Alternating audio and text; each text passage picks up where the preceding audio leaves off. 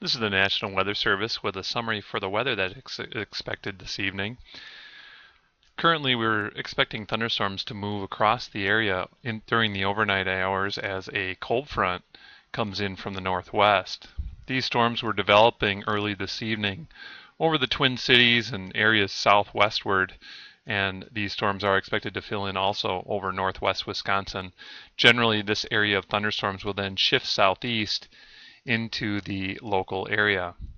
We still do expect isolated severe storms, especially for areas off to the northwest of La Crosse and into north central Wisconsin.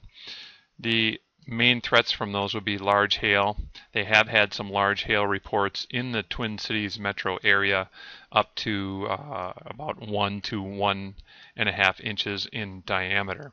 Also, some isolated damaging winds are possible.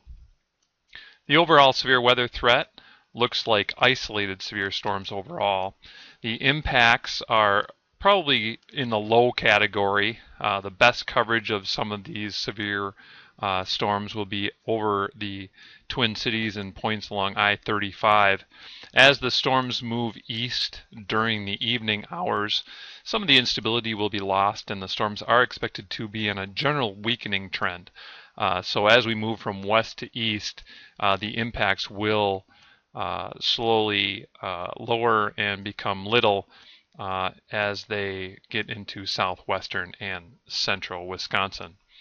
Otherwise, we are talking about the north central Wisconsin into southeast Minnesota, northeast Iowa, hail to the size of about a quarter, and some isolated wind damage with storms as they move into the area.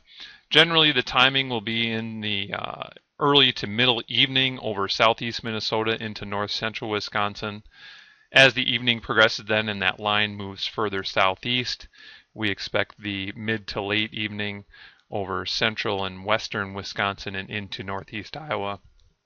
And then as the overnight hours continue, the line will slowly sag southeastward into southern Wisconsin and extreme northeast Iowa.